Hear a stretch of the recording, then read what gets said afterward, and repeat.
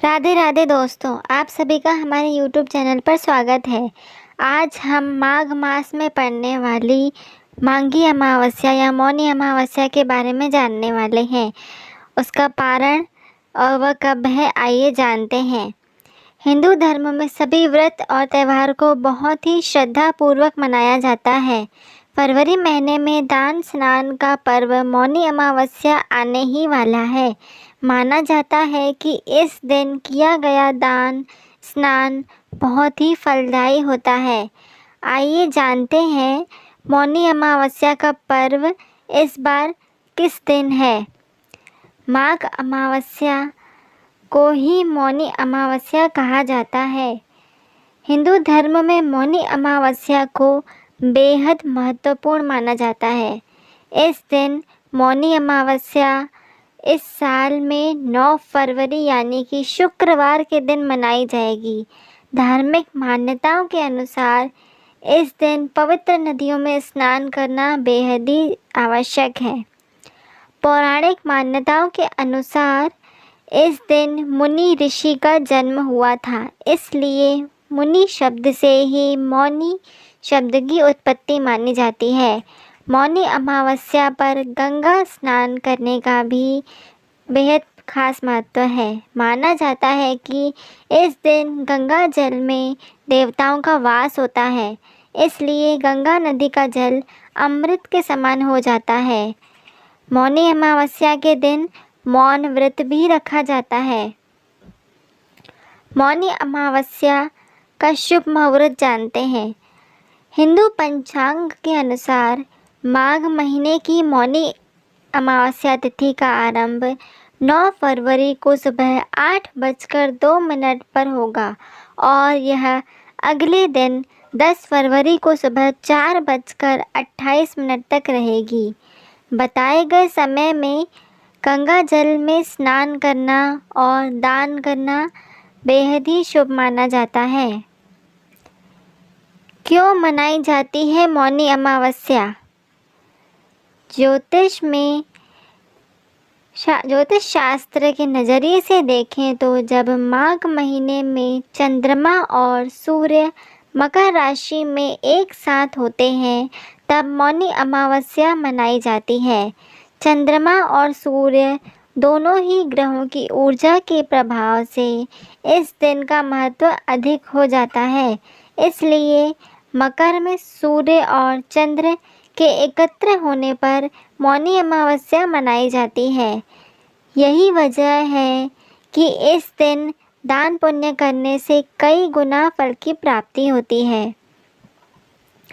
इस दिन देश भर के मंदिरों में पूजा अर्चना की जाती है। मौनी अमावस्या के दिन तिल से जुड़ी चीज़ों जैसे तिल के लड्डू, तिल का तेल, साथ ही निर्धन लोगों को कंबल आदि कपड़े दान करने चाहिए।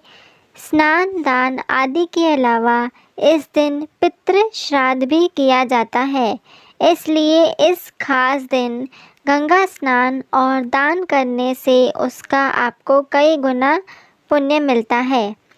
किसी भी पर्व या त्यौहार वाले दिन पवित्र नदियों में स्नान ब्रह्म मुहूर्त से ही प्रारंभ हो जाता है। इस समय प्रयागराज में माघ मेला भी चल रहा है।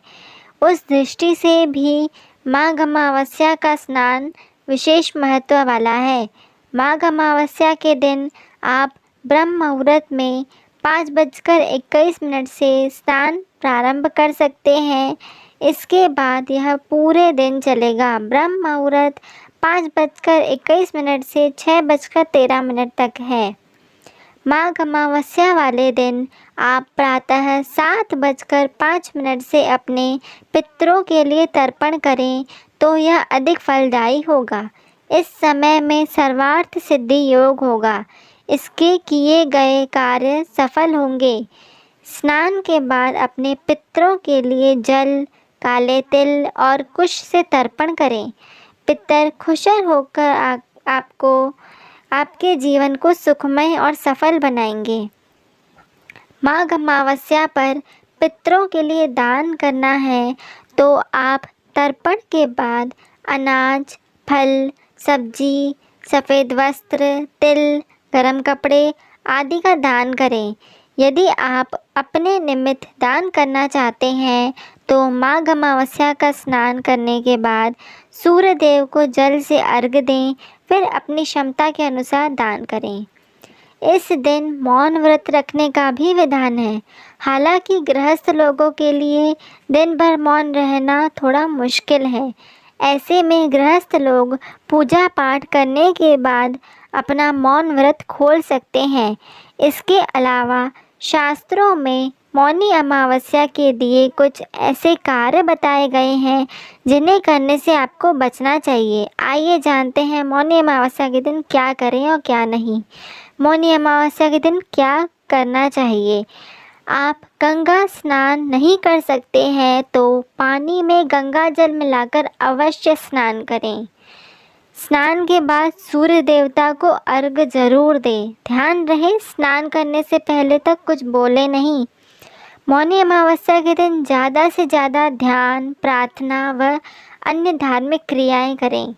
इस दिन दान जरूर करें, ज़रूरतमंद लोगों की मदद करें।